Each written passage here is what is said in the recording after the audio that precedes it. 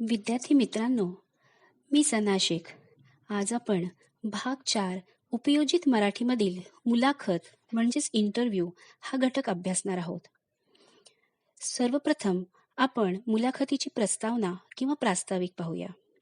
खरं पाहिलं तर आज मुलाखत किंवा इंटरव्ह्यू हा शब्द कोणालाच नवीन नाही. कारण वृत्तपत्र, मासिके, दिवाळी अंक, आकाशवाणी, दूरदर्शन इत्यादी विविध माध्यमांमध्ये सातत्याने मुलाखती वाचायला, ऐकायला आणि पाहायला मिळतात. मुलाखत हा शब्द कोणत्या शब्दापासून तयार झाला?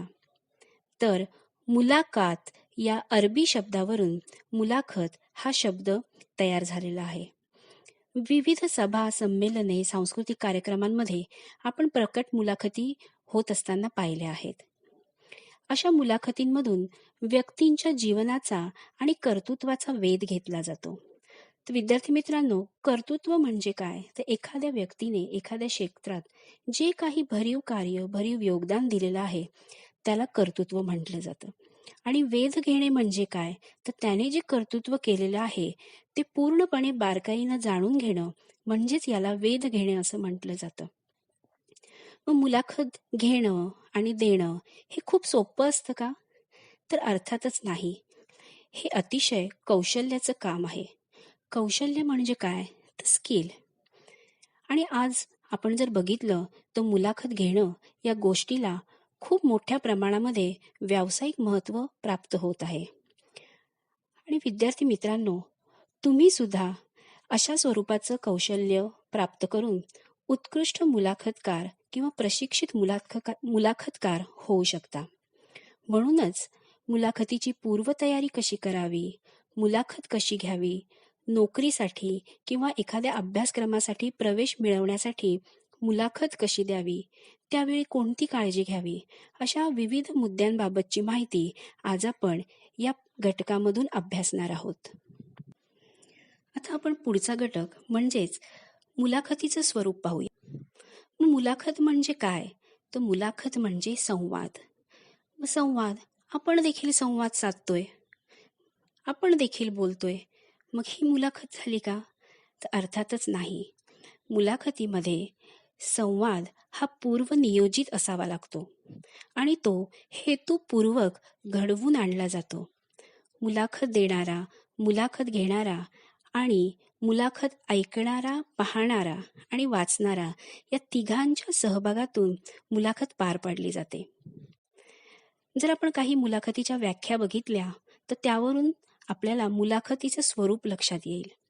जेव्हा क्रमबद्ध प्रश्नोत्तरांच्या माध्यमातून एक व्यक्ती दुसऱ्या व्यक्तीचे जीवन आणि कर्तृत्व श्रोत्यांसमोर उलगडून दाखवते, तेव्हा त्यांच्यात झालेला संवाद म्हणजे मुलाखत होय. थोडक्यात दोन व्यक्तींमध्ये नियोजनपूर्वक झालेला वैचारिक आणि भावनिक संवाद म्हणजे मुलाखत होय. मात्र या सहेतुक वैचारिक संवादासाठी म्हणजेच मुलाखतीसाठी कोणत्या गोष्टी अगोदर ठरवल्या पाहिजेत? तर त्यासाठी व्यक्ती, दिवस, वेळ, स्थळ, विषय, कालावधी आणि उद्दिष्ट या सर्व गोष्टी अगोदर ठरवून मगच आपण मुलाखत घेऊ शकतो. मुलाखतीची व्याख्या बघितल्यानंतर त्यावरून जसं आपल्याला मुलाखतीचं स्वरूप लक्षात आलं, त्याचप्रमाणे अजून काही मुद्द्यांमागून आपल्याला मुलाखतीचं स्वरूप पाहता येईल. मुलाखतीचं स्वरूप हे विविधांगी असते. जसं एका वेळी एक व्यक्ती दुसऱ्या एका व्यक्तीची मुलाखत घेऊ शकते, तसेच एका वेळी एक व्यक्ती अनेक व्यक्तींची देखील मुलाखत घेऊ शकते, तसेच फोनवरूनही मुलाखत घेतली जाऊ शकते. जर स्वरूपामधला दुसरा मुद्दा आपण बघितला तर मुलाखत ही लिखित, मौखिक, ध्वनिमुद्रित किंवा प्रकट अशा विविध स्वरूपाची असते. आता ध्वनिमुद्रित म्हणजे काय? तर आधी मुलाखत ऑडिओ रेकॉर्डिंग करून मग ती काय केली जाते? प्रसारित केली जाते. त्याला म्हटलं जातं ध्वनिमुद्रित करणे. म्हणजेच मुलाखत ही जशी लिखित स्वरूपामध्ये, मौखिक म्हणजे ओरल स्वरूपामध्ये, ध्वनिमुद्रित आणि प्रकट म्हणजे प्रत्यक्ष स्वरूपामध्ये देखील घेतली जाऊ शकते. त्याचप्रमाणे मुलाखती ह्या विचार प्रवर्तक आणि भावनाप्रधानही असतात. श्रोत्यांचे कुतूहल शमवणाऱ्या, कुतूहल म्हणजे काय तर जिज्ञासा, श्रोत्यांच्या मनामध्ये किंवा जनसामान्य लोकांच्या मनामध्ये प्रचंड कुतूहल किंवा जिज्ञासा असते की हे कसं झालं असेल, हे कसं घडलं असेल. मग हे जे कुतूहल आहे, जिज्ञासा आहे, ते कमी करण्यासाठी, शमवण्यासाठी देखील आपण मुलाखत घेऊ शकतो. त्याचप्रमाणे एखाद्या विषयाच्या सर्व बाजू स्पष्ट करणाऱ्या, एखाद्याचे अनुभव कथन करणाऱ्या, वाङ्मयीन सौंदर्य उलगडून दाखवणाऱ्या, तसेच पुढील पिढ्यांना मार्गदर्शन करणाऱ्या अशा कितीतरी वेगवेगळ्या स्वरूपाच्या मुलाखती ह्या असतात. थोडक्यात जर आपण बघितलं तर ज्यांच्याजवळ काही सांगण्यासारखे आहे आणि ज्यांच्याकडून काही ऐकण्यासारखे आहे अशा व्यक्तींची आपण मुलाखत घेऊ शकतो. मग यामध्ये लोकप्रतिनिधी, कलावंत, खेळाडू, वैज्ञानिक, डॉक्टर, शिक्षक, व्यावसायिक, उद्योजक, वकील, विशेषज्ञ, तंत्रज्ञ, लेखक, कवी, गिर्यारोहक, संपादक, ज्येष्ठ नागरिक, सैनिक, वैमानिक, पुरस्कार विजेते, विचारवंत, शेतमजूर, कामगार, अगदी फेरेवालेही यामध्ये असू शकतात. जर अगदी आत्ताचं उदाहरण द्यायचं झालं तर कोविड-19 या महामारीच्या अतिशय वाईट प्रसंगामध्ये सेवाभावी वृत्तीनं काम करणाऱ्या नर्स, पोलीस, डॉक्टर, सफाई कामगार यांची देखील आपण काय करू शकतो, मुलाखत घेऊ शकतो. म्हणजेच काय तर सामान्यतः कर्तृत्व संपन्न व्यक्ती की ज्यांनी आपल्या आपल्या कार्यक्षेत्रामध्ये विशेष ठसा उमटवला आहे, अशा असाधारण व्यक्ती ज्यांनी जगावेगळी आव्हानं पेलून असामान्य कर्तृत्व गाजवलं आहे, समाजात ज्यांच्याबद्दल विशेष आदर आणि कुतूहल आहे अशा व्यक्ती, अशा कितीतरी जणांची मुलाखत घेतली जाऊ शकते. अगदी सामान्य माणसाचीही आपण मुलाखत घेऊ शकतो. पण अट फक्त एवढीच आहे की त्यांच्याकडे काहीतरी आगळं वेगळं सांगण्यासारखं असलं पाहिजे. मग आपण वळूया आता पुढच्या मुद्द्याकडे, तो म्हणजे मुलाखतीचा हेतू. मग हेतू म्हणजे काय, तो मुलाखत का घ्यायची, त्याच्यामागे निश्चित कारण काय आहे हे जाणण्यासाठी यालाच आपण काय म्हणतो, हेतू म्हणतो. मग मुलाखत घेण्याचे असे अनेक हेतू आहेत. मुलाखत देणाऱ्याच्या व्यक्तिमत्वाचे विविध पैलू समजून घेण्यासाठी, व्यक्तीच्या कार्यावर प्रकाश टाकण्यासाठी, एखाद्याच्या जीवनामध्ये असलेला प्रचंड संघर्ष जाणून घेण्यासाठी, ज्यालाच आपण म्हणतो संघर्ष गाथा. काही व्यक्तींचं जीवन हे एक संघर्ष गाथा असते.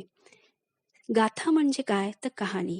तर त्यांनी त्यांच्या जीवनामध्ये कशी लढाई दिली किंवा एखाद्या गोष्टीवर कशी मात केली याची कहाणी जाणून घेण्याची इच्छा ही प्रत्येक व्यक्तीला असते.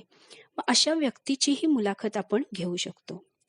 त्याचबरोबर फक्त कर्तृत्वच नव्हे तर त्या व्यक्तीच्या आत दडलेला माणूस समजून घेण्यासाठी प्रामुख्याने मुलाखत घेतली जाते. विचारवंतांची विविध विषयांवरील मते जाणून घेण्यासाठी, एखाद्या तज्ज्ञ व्यक्तीकडून नवे काही माहीत करून घेण्याच्या उद्देशाने, एखादी घटना सखोलपणे समजून घेण्यासाठी मुलाखतीचं आयोजन केलं जातं. मग मुलाखत घेणारी व्यक्ती ज्या परिसरात लहानाची मोठी झाली तो परिसर जाणून घेण्यासाठी, समाजाचे प्रबोधन करण्यासाठी. समाज प्रबोधन म्हणजे काय तर प्रबोधन म्हणजे मार्गदर्शन किंवा एखाद्या विषयाचे ज्ञान करून घेणे. मग त्या समाजाचे प्रबोधन करण्यासाठी, त्यांना मार्गदर्शन करण्यासाठी, जनजागृतीसाठी, लोकांमध्ये जागरूकता निर्माण करण्यासाठी, त्याचप्रमाणे कलांचा आस्वाद घेण्यासाठी देखील मुलाखती घेतल्या जातात. मग आपण जर बघितलं तर एक ना अनेक असे अनेक हेतू मुलाखत घेण्यामागे असतात. हेतूनंतर आता आपण पाहणार आहोत पुढचा मुद्दा, म्हणजेच मुलाखतीची पूर्वतयारी. जीवनामध्ये कोणतीही गोष्ट जर चांगल्या प्रकारे करायची असेल किंवा यशस्वी व्हायचं असेल तर त्याआधी पूर्वतयारी किंवा पूर्वनियोजन करणं हे फार महत्त्वाचे ठरते. मग जर आपल्याला मुलाखतीची पूर्वतयारी करायची असेल तर आपण कोणते मुद्दे लक्षात ठेवले पाहिजेत ते आपण आता बघूयात. पहिला मुद्दा आहे की ज्यांची मुलाखत घ्यायची आहे त्यांच्याबद्दलची आवश्यक ती सर्व माहिती मुलाखत घेणाऱ्याकडे आधीपासूनच उपलब्ध असली पाहिजेच. म्हणजे त्यांचं पूर्ण नाव, असल्यास टोपण नाव, वय, जन्मदिनांक, जन्मस्थळ, स्थळ म्हणजे काय, ठिकाण, पत्ता, शिक्षण, कौटुंबिक माहिती, त्यांचं कर्तृत्व, सध्याचा हुद्दा म्हणजे सध्या ते कोणत्या पदावर कार्यरत आहे याची देखील माहिती आपण मिळवली पाहिजे. त्याचप्रमाणे त्यांना मिळालेले मानसन्मान, पुरस्कार, लेखन कार्य, वैचारिक पार्श्वभूमी इत्यादी सर्व गोष्टींची माहिती आधीच तयार करून ठेवली पाहिजे. त्यानंतर जर आपण दुसरा मुद्दा बघितला तर मुलाखत घेणाऱ्याने मुलाखतीच्या विषयासंबंधीचे सखोल वाचन करून ठेवले पाहिजे. म्हणजेच काय, तर जेव्हा आपण एखाद्या मुलाखतदात्याची मुलाखत घेतो तेव्हा ती व्यक्ती कोणत्या विषयाशी संबंधित आहे, म्हणजेच विज्ञानाशी संबंधित आहे की पर्यावरणाशी संबंधित आहे की साहित्य क्षेत्राशी त्यांचा संबंध आहे, हे आपण जाणून घेतलं पाहिजे. त्यानंतर मुलाखतीचे उद्दिष्ट काय आहे हे नीट लक्षात घेतले पाहिजे आणि नंतरच विषय आणि उद्दिष्ट लक्षात घेऊन प्रत्यक्ष मुलाखतीचे विचारायचे प्रश्न आपण तयार केले पाहिजेत. यामध्ये अजून एक महत्त्वाचा मुद्दा आहे, तो म्हणजे मुलाखतीसाठी किती वेळ असणार आहे हे लक्षात घेऊनच आपल्याला प्रश्नांची संख्या देखील निश्चित करावी लागते आणि त्याचबरोबर त्या प्रश्नांना योग्य क्रम देखील लावून ठेवावा लागतो. त्यानंतर जर आपण पुढे बघितलं तर मुलाखतीचं स्वरूप नेमकं कसं आहे. आपण मागच्या भागामध्ये बघितलंय की मुलाखतीचे स्वरूप किती विविधांगी असतं. काही मुलाखती या लिखित, मौखिक, तर काही ध्वनिमुद्रित किंवा काही प्रकट स्वरूपाच्या असतात. म्हणजेच काय, तर जेव्हा आपण मुलाखत घेणार आहोत तर तेव्हा ती मुलाखत प्रकट असणार आहे की लिखित असणार आहे या गोष्टीचा सुद्धा अभ्यास करून ठेवणं गरजेचं असतं.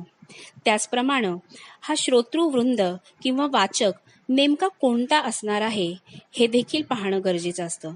म्हणजेच समोर बसलेला श्रोतृवर्ग हा विद्यार्थी आहे की विद्यार्थी आणि पालक एकत्र आहेत की फक्त नागरिक आलेले आहेत की काही महिला आहेत आणि फक्त पुरुष आहेत. या सगळ्या गोष्टींचा विचार हा मुलाखतीच्या पूर्वतयारीमध्ये करावा लागतो. त्यानंतर मुलाखत ही प्रत्यक्ष श्रोत्यांसमोर आहे की रेडिओसाठी आपण घेत आहोत की टीव्हीसाठी घेत आहोत हे देखील माहीत करून घेतले पाहिजे. मुलाखतीसाठी बैठक व्यवस्था, ध्वनिक्षेपण व्यवस्था आणि वातावरण निर्मिती कशी आहे हे सुद्धा मुलाखतीच्या आधीच पूर्वतयारीमध्ये बघून ठेवणं अत्यंत गरजेचं असतं. जर मुलाखत घेताना बैठक व्यवस्था व्यवस्थित नसेल किंवा ध्वनिक्षेपणाची व्यवस्था म्हणजेच माईक आणि जी साऊंड सिस्टीम आहे ती जर व्यवस्थित नसेल तर वातावरण निर्मिती चांगल्या प्रकारे होऊ शकत नाही. मग मुलाखतीच्या पूर्वतयारीमध्ये हा सगळ्यात महत्त्वाचा घटक येतो. अगदी बारीक बारीक गोष्टी असतात, त्या सर्व गोष्टी बघून त्यांची तयारी करून मग आपण मुलाखतीसाठी तयार झालं पाहिजे. त्यानंतर गरजेनुसार संदर्भ ग्रंथ, चित्र, वाद्य, वस्तू इत्यादी गोष्टीही अगोदरच पाहून ठेवल्या पाहिजेत. जर आवश्यकता वाटली तर मुलाखत देणाऱ्यांना अगोदरच भेटून त्यांच्याशी चर्चा करून घेऊ शकतो. म्हणजे प्रत्यक्ष मुलाखत घेताना आपल्याला अत्यंत सुकर, सुलभ आणि सोपे होऊन जाते. विद्यार्थी मित्रांनो, हे काही मुद्दे आहेत, या मुद्द्यांवरून आपण मुलाखतीची पूर्वतयारी करू शकतो. पण जर तुम्ही आकाशवाणीवर किंवा दूरदर्शनवर किंवा प्रत्यक्ष काही मुलाखती बघितल्या तर नक्कीच तुम्हाला मुलाखतीच्या पूर्वतयारीसाठी नक्की दिशा मिळण्यास मदत होईल. आता आपण पाहणार आहोत मुलाखत कशी घ्यावी, हा सगळ्यात महत्त्वाचा मुद्दा. यामध्ये आपण 3 मुद्दे पाहणार आहोत. पहिला म्हणजे मुलाखतीची सुरुवात, दुसरा मुलाखतीचा मध्य आणि तिसरा आणि शेवटचा मुद्दा म्हणजे मुलाखतीचा समारोप. तर चला सुरुवात करूया. आपण मुलाखतीची सुरुवात कशी असावी. मुलाखतीची सुरुवात किंवा प्रारंभ अत्यंत आकर्षक, चटपटीत आणि थेट म्हणजे डायरेक्ट श्रोत्यांच्या किंवा वाचकांच्या काळजाला जाऊन भिडणारा असला पाहिजे. म्हणजेच काय, तर मुलाखतकाराच्या पहिल्या 4-6 वाक्यांमध्येच मुलाखतीमध्ये व्यक्ती पूर्णपणे गुंतून गेला पाहिजे. यालाच तर म्हणतात वेल बिगिन इज हाफ डन.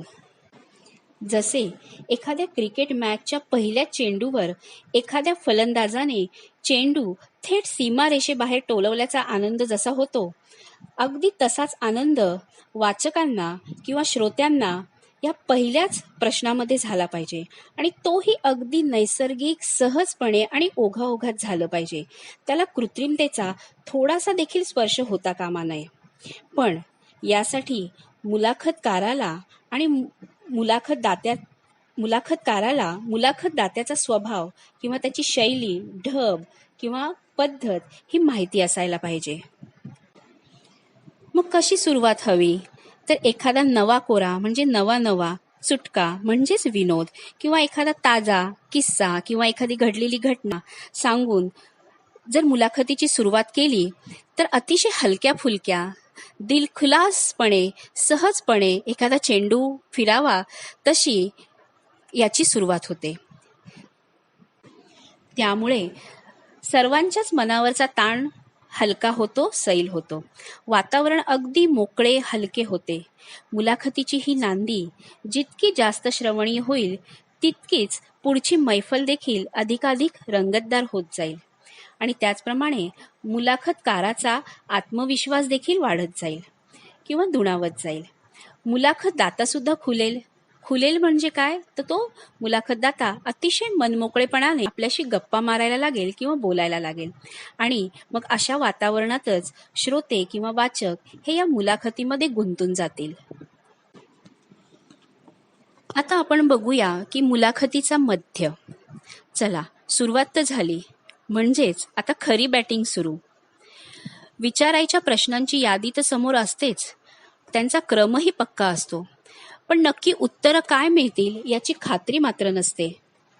शिवाय एक प्रश्न, मग त्याचे पूर्ण उत्तर, मग दुसरा प्रश्न, मग त्याचे पूर्ण उत्तर, मग तिसरा प्रश्न, मग त्याचे पूर्ण उत्तर, मग चौथा, मग पाचवा, असं या पठडीतून एकाच पॅटर्नमधून जात राहिलं तर मुलाखत खूपच रुक्ष किंवा पठडी छाप होण्याची भीती असते. व मुलाखत कशी असावी? तर मुलाखत अगदी जिवंत अशी वाटावी, अशीच असली पाहिजे. म्हणूनच मग प्रश्न अतिशय लवचिक तयार करायला पाहिजेत की जेणेकरून त्या प्रश्नातून मिळालेल्या उत्तराचा धागा पकडून पुढचा प्रश्न तयार करता आला पाहिजे. आणि विद्यार्थी मित्रांनो, इथेच खरं कौशल्य असतं. थोडी आयत्या वेळची कसरत असते, पण हळूहळू सरावाने म्हणजेच प्रॅक्टिसने ती जमून जाते. मग खरं जर आपण पाहिलं तर प्रश्नांची यादी किंवा लिस्ट ही मुलाखतकारासाठी असते, श्रोत्यांसाठी नसते. हे देखील आपण इथे लक्षात ठेवलं पाहिजे. आणि मग अशी प्रश्नोत्तरांची रंगीबेरंगी फुले म्हणजेच वेगवेगळ्या प्रकारचे प्रश्न एका मागे एक मुलाखतीच्या धाग्यात गुंफत गेले, विणत गेले की ती एक सलग क्रमाने दिमागदार म्हणजे अतिशय डौलदार, सुंदर संवादमाला होऊन जाते. प्रश्नातून उत्तरं, उत्तरातून प्रश्न, प्रश्नांची उत्तरं, उत्तरांचे प्रश्न, बघता बघता मुलाखतदात्याच्या व्यक्तिमत्वाचे पैलू म्हणजेच त्याचे कंगोरे, त्याच्या बाजू, त्याचे दृष्टिकोन हे हळूहळू आपल्यासमोर उलगडत जातात. मात्र हे करताना मूळ विषयाचा संदर्भ तुटता कामा नये. कारण जर मुलाखतीचा हेतूच निसटला तर ती रंजक होणार नाही. म्हणून मुलाखत ही रंजक होण्यासाठी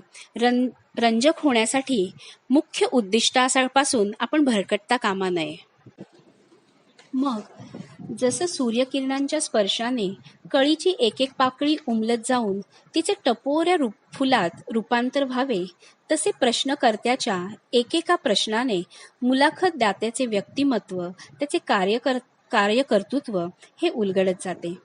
आणि मग हळूहळू ही मुलाखत तिच्या सर्वोच्च बिंदूकडे अग्रेसर होत जाते, म्हणजेच हळूहळू पुढे जात राहते.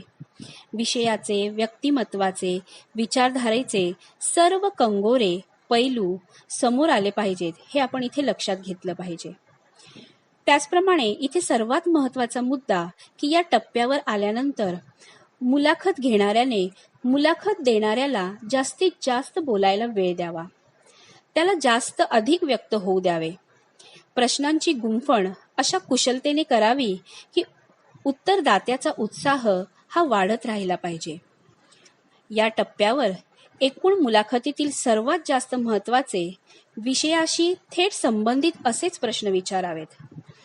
म्हणजेच काय, तर मुलाखतीच्या माध्यमातून लोकांना जे द्यायचे आहे ते याच टप्प्यात द्यायचे आहे आणि हीच ती वेळ आहे हे जाणलं पाहिजे. म्हणजेच काय, तर आपण ठरवलेला जो हेतू आहे, जे उद्दिष्ट आहे, ती सफल करण्याची हीच वेळ आहे हे त्याने जाणले पाहिजे. मग आता आपण शेवटच्या भागाकडे वळू, तो म्हणजे मुलाखतीचा समारोप म्हणजेच शेवट. इतका वेळ कसे अगदी छान जमून आले होते, पण आता कुठेतरी थांबायलाच हवे. पण हे थांबणे म्हणजे कळसाध्यायच असला पाहिजे. इथेच मुलाखतकाराने आपले संपूर्ण भाषिक कौशल्य पणाला लावायचे असते आणि श्रोत्यांना अरे रे रे फारच लवकर संपली मुलाखत असे वाटायला लावणारा समारोप येथे करायचा असतो. समारोप करताना मुलाखतकाराने याच टप्प्यावर स्वतःसाठी थोडासा जास्त वेळ घेतला तरी चालू शकतं. म्हणून नुसते प्रश्न विचारण्याऐवजी परिणामकारक आणि प्रभावी निवेदन हे ह्या क्षणी खूप महत्त्वाचे असते. मुलाखतीचा समारोप हे देखील विद्यार्थी मित्रांनो खरंच कौशल्य. कारण मुलाखत ही योग्य वेळी आणि योग्य ठिकाणी संपवावी. मग योग्य वेळ कोणती? तर अशी वेळ की त्यावेळी मुलाखत संपेल याचा श्रोत्यांना थोडा देखील अंदाज आलेला नसतो. अनपेक्षितपणे म्हणजेच अचानक किंवा अपेक्षा नसताना ती संपवावी. अजून हवीशी वाटत असताना ती संपवावी. पण ती अपूर्णच किंवा अर्धवटच राहिली अशा स्थितीतही संपू नये हे देखील इथे लक्षात ठेवलं पाहिजे. भरभरून मिळाल्याचे समाधान तर श्रोत्यांना मिळावेच, पण अजून थोडा वेळ हे असेच मिळाले असते तर किती छान झाले असते असे देखील त्यांना वाटायला हवे. आणि हाच खरा समारोप, उत्तम समारोप म्हणून गणला जातो. त्याचप्रमाणे पुन्हा कधी हा असाच वैखरीचा यज्ञ होणार असेल तर यायचेच असा निश्चय देखील मनात करून हे श्रोते बाहेर पडले पाहिजेत. या गोष्टीची सुद्धा मुलाखतकाराने विशेष काळजी घेतली पाहिजे. विद्यार्थी मित्रांनो, वैखरी म्हणजे काय? तर वैखरी, मध्यमा, पश्यंती आणि परा हे काही वाणीचे 4 प्रकार आहेत. जेव्हा भारतीय संस्कृतीमध्ये शुभकार्य किंवा एखाद्या सणामध्ये जेव्हा यज्ञ केले जातात तेव्हा यज्ञांसाठी वेगवेगळ्या स्वरूपाचे मंत्रोच्चार केले जातात. त्यामध्ये वैखरी मंत्र हा उच्चारला जातो. मग वैखरी म्हणजे काय? तर बोलण्याची शक्ती किंवा पॉवर ऑफ स्पीच किंवा त्याला गॉडेस ऑफ स्पीच असं देखील म्हटलं जातं.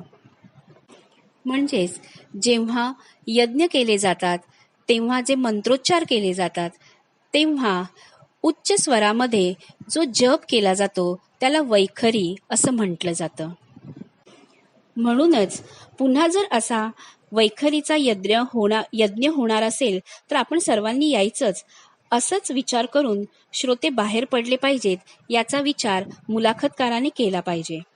बाहेर जाताना मुलाखतीतील काही अविस्मरणीय संवाद मनात आठवत श्रोते बाहेर पडले पाहिजे. आणि जर असे बाहेर पडले की निश्चित समजावं की मुलाखत यशस्वी झाली आणि श्रोत्यांपर्यंत पोहोचली. म्हणजेच काय, तर जेव्हा मुलाखत कशी घ्यायची याचा जेव्हा आपण विचार करतो किंवा जेव्हा आपण पूर्वतयारी करत असतो तेव्हा सुद्धा या गोष्टीचा आपण विचार केला पाहिजे की मुलाखतीची सुरुवात आपल्याला कशी करायची आहे, सुरुवातीचा मध्य कसा करायचा आहे आणि मुलाखतीचा समारोप देखील कसा करायचा आहे याचा मुलाखतकाराने पूर्वतयारीमध्येच विचार करून ठेवला पाहिजे. तरच मुलाखत ही यशस्वी होऊ शकते. आता आपण बघूया नोकरीसाठी किंवा प्रवेशासाठीची मुलाखत. अलीकडच्या काळामध्ये नोकरीसाठी किंवा एखाद्या अभ्यासक्रमाच्या प्रवेशासाठी ज्या पद्धतीने मुलाखती घेतल्या जातात त्यांचे स्वरूप खूप झपाट्यानं बदलू लागलंय. यामध्ये उमेदवारांची बौद्धिक क्षमता, त्यांच्या ज्ञानाची पातळी, त्यांचा कल हे तर पूर्वीप्रमाणे आजही बघितले जाते. पण त्याहीपेक्षा आज ज्या गोष्टीवर भर दिला जातो ते म्हणजे उमेदवाराच्या व्यक्तिमत्वाचे मूल्यमापन. मग उमेदवाराच्या वर्तनाशी संबंधित प्रश्न विचारण्यावर आता जास्तीत जास्त भर दिला जातो. केवळ नोकरीबाबतच नव्हे तर उमेदवाराचा एकूण जीवनविषयक दृष्टिकोन तपासण्याचे दिवस आता आलेले आहेत. आणि आता या उमेदवाराकडून वेगवेगळ्या अपेक्षा केल्या जात आहेत. कोणत्या अपेक्षा बरं? त्यांची बौद्धिक, तांत्रिक हुशारी, निर्णय क्षमता, भाषेवरील त्यांचं प्रभुत्व, त्यांचं आत येणं, बसणं, उठणं, पोशाख याहीपेक्षा तुम्ही सध्याच्या स्पर्धेत टिकून राहाल का? अपेक्षित उद्दिष्ट तुम्ही कितपत गाठू शकाल? गटकार्य आणि गट नेतृत्व करण्याचं कौशल्य तुमच्यात कितपत आहे? अडचणींना तुम्ही कसे आणि किती तोंड देऊ शकता? अडचणी येणारच नाहीत यासाठी तुम्ही काही करू शकता का? आपली चूक तुम्ही मान्य करू शकता का? आपल्या यशाचे श्रेय टीममधल्या इतर लोकांना देण्याची तुमची कितपत तयारी असते? इतरांचे विचार, भावना, त्यांच्या सूचना स्वीकारण्याची तुमची कितपत तयारी असते? हे सर्व आजकाल मुलाखतीमध्ये प्राधान्यानं पाहिलं जातं. म्हणजेच उमेदवाराच्या बाह्य गोष्टींपेक्षा तो आतून कसा आहे आणि कितपत विकसित झालाय म्हणजे डेव्हलप झालाय हे जाणून घेणं हे सध्याच्या मुलाखतीचं वैशिष्ट्य झालेले आहे. मग मुलाखत घेताना नक्की काय करायचं हे आता आपण पाहणार आहोत. त्यामध्ये पहिला मुद्दा आहे की मुलाखत घेणाऱ्याने आपल्या मर्यादांची जाणीव ठेवून प्रश्न विचारावेत. 2. प्रश्नांची उत्तरं देण्याचे किंवा न देण्याचे मुलाखत देणाऱ्याचे स्वातंत्र्य अबाधित ठेवावे म्हणजेच ते राखून ठेवावे. मुलाखतीचं सादरीकरण हे ओघवतं म्हणजेच अतिशय फ्लुएंट, श्रवणीय आणि उत्स्फूर्त असावे. मुलाखती दरम्यान अनौपचारिक आणि सकारात्मक वातावरण निर्माण करावं. हो, नाही, माहीत नाही, इतर सांगेन अशी उत्तरे येणार नाहीत याची दक्षता घेऊन प्रश्नांची तयारी करावी. संयम, विवेक आणि नैतिकतेचं पालन यांना खुसखुशीतपणाची जोड देऊन मुलाखतीत रंग भरावे.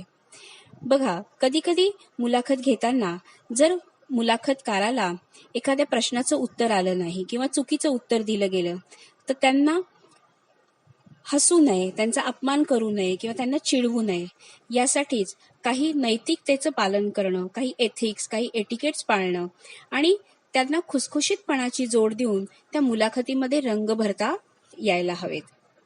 त्यानंतर आपण पाहणार आहोत मुलाखत घेताना कोणती काळजी घ्यावी. तर मुलाखत घेताना पहिला मुद्दा आहे की चुकीचे अप्रस्तुत प्रश्न विचारणं टाळावं. तर अप्रस्तुत म्हणजे काय? ते जे प्रश्न उपस्थित करण्याजोगे नाहीयेत असे प्रश्न त्यांच्यासमोर उपस्थित करू नये. दुसरं, मुलाखत देणाऱ्याचा अवमान होईल, अपमान होईल असे प्रश्न विचारू नयेत. ज्याद्वारे ताणतणाव, संघर्ष निर्माण होईल असे प्रश्न देखील विचारू नयेत. मूळ विषय सोडून असंबद्ध प्रश्न विचारणं टाळावं. असंबद्ध प्रश्न म्हणजे काय? तर जे विषयाशी संबंधित नाहीत असे प्रश्न विचारले जाऊ नयेत. त्यानंतर अपेक्षित उत्तर सूचित होईल असे सूचक म्हणजे नेमकेपणाने प्रश्न विचारले जाऊ नयेत. क्लिष्ट अवघड प्रश्न विचारले जाऊ नयेत. क्लिष्ट म्हणजे काय? तर गुंतागुंतीचे आणि अवघड असे प्रश्न विचारले जाऊ नयेत. प्रश्नांची पुनरावृत्ती करू नये. पूर्वतयारी किंवा पूर्वाभ्यास न करता अति आत्मविश्वासाच्या आहारी जाऊन मुलाखत घेऊ नये. कंटाळवाणे, रटाळ, प्रभावहीन प्रश्न देखील विचारणं टाळावं. मुलाखतीच्या दरम्यान हास्यास्पद हावभाव करू नये. मुलाखत देणाऱ्यापेक्षा मुलाखत घेणाऱ्याने स्वतः जास्त बोलू नये. आणि शेवटचं म्हणजे मुलाखत ही नियोजित वेळेतच पूर्ण करावी. ह्या काही गोष्टी मुलाखत घेताना आपण काळजी घेतली पाहिजे. मग जर आपण संपूर्ण पाठाचा समारोप केला तर प्रकट मुलाखती, नियतकालिकांमधील मुलाखती, लिखित मुलाखती, आकाशवाणीवरील श्राव्य मुलाखती, दूरचित्रवाणीवरील दृकश्राव्य मुलाखती, प्रत्यक्ष घटनास्थळी घेतल्या जाणाऱ्या मुलाखती अशा विविध प्रकारच्या मुलाखतींनी वर्तमान जनजीवन हे अंतर्बाह्य व्यापून टाकलेलं आहे.